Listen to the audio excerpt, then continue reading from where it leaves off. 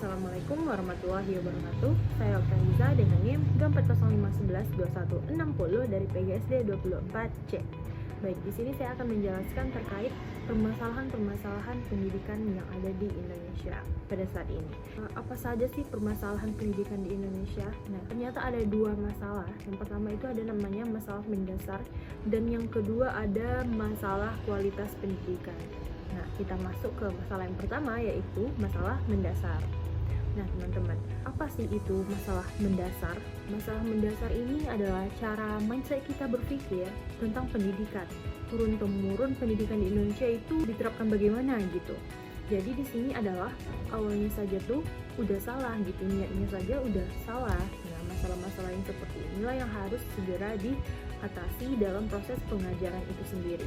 Nah, yang pertama adalah pendidikan menghasilkan manusia robot. Maksudnya manusia robot adalah kalau kita lihat robot itu kan hanya menjalankan tugas, memberikan informasi sesuai apa data-data yang sudah dimasukkan gitu. Di sini maksudnya manusia robot yaitu kita hanya disuruh untuk belajar, untuk mengenal materi, untuk hafalan, tetapi kurang dalam hal tingkah laku, kepedulian, sosial, dan mengenal karakter. Itu masih kurang, teman-teman. Jadi yang kita tahu tentang pendidikan bukan pemahamannya, tapi hanya tentang materi yang dihafal gitu. Kamu harus hafal ini biar kamu pintar, kayak gitu aja. Tidak seimbangan antara belajar berpikir atau kognitif dan perilaku belajar yang merasa atau afektif. Nah, selanjutnya, pendidikan hanya untuk menciptakan tenaga siap pakai dalam persaingan industri. Nah, ini bener banget ya teman-teman. Kayak kamu belajar buat apa sih? Ya buat kerja, buat karyawan, gitu-gitu. Jadi ini mindsetnya harus diubah sih. Yang kedua yaitu sistem pendidikan yang top down, dari atas ke bawah, di mana guru sebagai objek dan siswa sebagai subjek. Nah, maksudnya di sini guru tuh sebagai pengisi dan murid tuh sebagai yang diisi. Jadi guru tuh menerangkan seolah-olah ya muridnya tuh nggak boleh berpikir gitu, seolah-olah gitu dianggap murid seolah-olah nggak ngerti apa-apa. Jadi guru di sini kayak mengajar materi, guru menerangkan, dan jawabannya tuh harus sesuai dengan apa yang guru katakan. Jadi kurangnya kita untuk mengeksplor diri. Di sini tuh artinya kita tidak bebas, kayak ya udah sesuai dengan apa yang guru katakan, sesuai dengan materi. Terus kita jawab soal, udah kayak gitu aja. Itu yang salah. Selanjutnya yang ketiga yaitu pendidikan hanya untuk memenuhi kebutuhan zaman, bukan bersifat kritis terhadap zaman. Ini tuh guru seakan-akan menekankan pada muridnya, kayak tuh melihat negara di sana maju, tingkah lakunya seperti itu. Jadi seakan-akan kalau kita mau pintar, kita ikuti mereka, ikuti negara-negara barat. Sebenarnya nggak ada yang salah tentang itu sih. Cuma lebih baiknya lagi jika pendidikan menerapkan kita untuk lebih kayak gimana caranya tradisi kita itu bisa dikenal juga oleh orang-orang barat sana, supaya bisa lebih dieksplor. Tapi pendidikan di Indonesia pada saat ini lebih ke mengikuti negara barat dan melupakan tradisi-tradisi negara sendiri. Nah, itu yang salah juga. Nah, yang kedua yaitu ada yang namanya masalah kualitas pendidikan di Indonesia. Ada dua faktor ya yang menyebabkan masalah kualitas pendidikan ini. Yang pertama yaitu faktor internal atau jajaran dunia pendidikan, dan yang kedua yaitu faktor eksternal masyarakat pada umumnya. Yang pertama itu ada rendahnya kualitas guru. Nah, teman-teman kita tahu ya, guru itu memegang peranan yang sangat penting dalam dunia pendidikan. Yang pertama itu guru yang tidak profesional. Kita pasti sering menjumpai guru-guru yang seperti ini ya teman-teman. Misalnya saja guru itu jarang masuk kelas, atau mungkin sekalinya masuk cuma ikut tugas gitu. Ini tuh sebenarnya yang menjadi permasalahan yang harus segera diatasi gitu, harus segera diambil tindakan, karena ini tuh sangat berpengaruh pada kualitas pendidikan di Indonesia. Nah, yang kedua ada pendistribusian guru yang tidak merata. Sudah banyak melihat ya teman-teman, misalnya di sekolah A itu kelebihan guru, sedangkan di sekolah B itu kekurangan guru. Nah, misalnya di sekolah A ini saking banyaknya guru tuh hanya mendapatkan jam pelajaran yang sedikit, saking banyaknya guru. Sedangkan di sekolah B, gurunya itu kurang teman-teman, dan mata pelajarannya tidak terpenuhi semua karena gurunya tuh kurang. Yang ketiga ada guru belum sarjana sudah mengajar. Ini biasanya banyak kita temui pada sekolah-sekolah menengah kayak kejuruan gitu. Dia masih kuliah sudah mengajar. Nah, bisa jadi ilmu yang mereka miliki belum sesuai untuk tingkatan guru gitu. Jadi harusnya nggak boleh sih, belum sarjana sedang mengajar itu nggak boleh, karena ya ilmunya tuh belum sesuai untuk tingkatan guru gitu. Nah yang kedua ada rendahnya kesejahteraan guru. Sebenarnya kualitas guru juga bisa jadi faktor yang saya bahas tadi. Kualitas guru itu bisa disebabkan oleh rendahnya kesejahteraan guru. Yang pertama itu ada pendapatan guru yang rendah. Banyak guru yang belum PNS gitu ya, itu kan gajinya cukup rendah ya teman-teman, tidak memenuhi kebutuhan dia sebagai guru. Inilah yang menyebabkan masalah yang kedua, yaitu membagi fokus pekerjaan guru dengan pekerjaan lain. Karena gaji guru tadi yang rendah, akhirnya dia tuh mencari-cari tambahan lain untuk dapat memenuhi kebutuhan dia gitu. Namun yang menjadi permasalahan, akhirnya dia tidak bisa berfokus pada profesi dia sebagai guru, dan pembelajaran tidak berjalan dengan efektif, dengan baik. Jadi kualitas pendidikannya tuh jadi berkurang, karena ilmu yang didapatkan juga berkurang kan. Yang ketiga yaitu rendahnya kualitas sarana fisik. Kita banyak melihat sekolah-sekolah yang atapnya udah mau roboh, plafonnya udah bolong-bolong, lantainya juga keramiknya udah pecah-pecah gitu.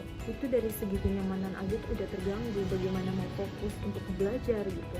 Ada juga yang buku-bukunya tidak mencukupi, misalnya buku paket yang seharusnya wajib dimiliki oleh anak satu-satu, itu pun kadang sering gak lengkap gitu. Kadang ada yang robek lah, ada yang sudah rusak. Ini kan menyebabkan pembelajaran itu jadi terkendala karena kekurangan buku. Ada juga sekolah yang nggak punya perpustakaan, nggak punya laboratorium, apalagi di kota-kota yang terpencil. Nah yang keempat, rendahnya prestasi siswa. Ada riset yang melaporkan bahwa dari 38 negara yang mengikuti perlombaan IPA dan matematika, pada lomba matematika Indonesia cuma menempati peringkat 34, dan pada lomba IPA Indonesia menempati peringkat 32 dari 38 negara. Ini cukup rendah ya teman-teman, dimana kita tuh peringkat 6 dari bawah dan 4 dari bawah ya teman-teman. Sebenarnya ini tuh dipengaruhi oleh kualitas guru juga, kesejahteraan guru, juga sarana dan prasarana yang tidak mendukung. Saya juga pernah baca research bahwa kualitas literasi anak SD di Indonesia ini masih sangat kurang. Jadi anak SD baru bisa menyerap sekitar 30% dari apa yang dia baca. Nah, dibandingkan dengan negara lain, ini masih sangat rendah. Jadi orang Indonesia ini apabila dikasih soal uraian, mereka cenderung masih sulit untuk memahaminya karena sudah terbiasa dengan soal-soal pilihan ganda yang ada di materi. Yang kelima yaitu kurangnya pemerataan kesempatan pendidikan. Pendidikan hanya terpusat di Pulau Jawa. Nah, kita bisa sama-sama lihat ya teman-teman, kayak universitas bagus itu banyaknya di Pulau Jawa, kayak UI, Universitas Indonesia, Universitas Sriwijaya, Institut Pertanian Bogor, ITB, dan lain-lain itu semuanya berada di Pulau Jawa. Jadi cenderung banyak orang yang di luar Pulau Jawa itu ingin menempuh pendidikan di Pulau Jawa. Akhirnya mereka bersekolah, berkuliah di Pulau Jawa dan kemudian menetap di sana. Nah, hal inilah menyebabkan kualitas pendidikan di daerahnya itu menjadi buruk, menjadi berkurang gitu. Karena kan orang-orang pintarnya itu udah pada pindah ke Jawa ya teman-teman. Yang keenam ada rendahnya relevansi pendidikan dengan kebutuhan. Banyak lulusan yang menganggur. Ini benar banget ya teman-teman. Ternyata apa yang diberikan oleh guru atau pendidik kepada muridnya itu biasanya berbeda dengan ilmu yang harus digunakan pada saat bekerja. Keterampilan yang dibutuhkan itu berbeda. Materinya apa, sedangkan skill yang dibutuhkan itu apa. Jadi kayak banyak lulusan SMK ataupun perkuliahan yang tidak bekerja karena apa? Karena apa yang dipelajari dengan skill yang dibutuhkan itu tidak sesuai. Nah, ini harus ada sih pembenahan, perbaikan dari kurikulum dan sistem pendidikannya. Nah, yang ketujuh itu adalah mahalnya biaya pendidikan. Nah, sekarang untuk masuk TK aja tuh 500.000 ya teman-teman. Mungkin bagi sebagian orang itu hanya nominalnya sedikit, tapi orang Indonesia ini kan rata-rata berpendapatan masih berada di garis kemiskinan ya teman-teman, berpendapatan rendah. Jadi banyak orang yang berpikir kayak gak usah sekolah karena pendidikan yang bermutu itu mahal gitu. Padahal kan pendidikan adalah investasi negara dan diri sendiri demi kemajuan. Nah, ini harus segera diatasi. Pemerintah harus segera mengambil tindakan akan masalah ini. Nah, selanjutnya yaitu solusi. Apa saja sih solusi yang harus dilakukan agar permasalahan ini bisa segera diatasi? Yang pertama itu ada namanya solusi sistematik dengan cara mengubah sistem sosial yang berkaitan dengan pendidikan. Ini tuh biasanya dari pemerintah ya teman-teman. Harus ada undang-undang baru yang dibuat, misalnya tentang pengajaran, tentang metode pembelajaran, tentang keuangan tadi. Harus dibuat peraturan yang lebih baik lagi terkait permasalahan tersebut. Nah, yang kedua yaitu ada solusi teknis, yaitu upaya praktis untuk meningkatkan kualitas sistem pendidikan. Misalnya, mengadakan pelatihan untuk guru agar kualitas guru itu bisa menjadi lebih baik lagi, sehingga guru bisa memberikan pelajaran yang lebih baik lagi dan meningkatkan kualitas murid-muridnya. Untuk kualitas sarana dan prasarana harus diperbaiki lagi. Misalnya pemerintah bisa mendata nih sekolah-sekolah mana saja dan butuh anggaran berapa agar bisa mengganti dan memperbaiki sarana dan prasarana yang rusak. Juga pemerintah harus lebih peduli terhadap kota-kota terpencil yang berada di pelosok-pelosok, lebih membutuhkan gitu. Terkait prestasi siswa, pemerintah bisa memberikan bantuan atau beasiswa agar bisa meningkatkan semangat belajar siswa, mengadakan seminar-seminar agar bisa mengubah mindset dari siswa tersebut.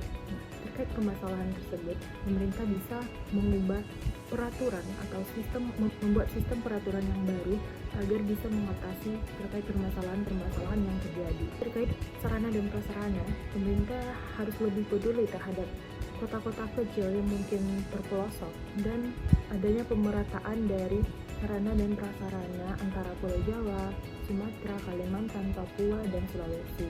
Tidak hanya terfokus pada Pulau Jawa saja. Nah, terkait rendahnya prestasi siswa, pemerintah bisa memberikan beasiswa kepada para siswa yang mungkin kurang mampu untuk mengakses pendidikan. Pemerintah juga bisa mengadakan seminar-seminar atau pelatihan-pelatihan agar bisa mengubah mindset siswa menjadi lebih baik lagi dan berkembang.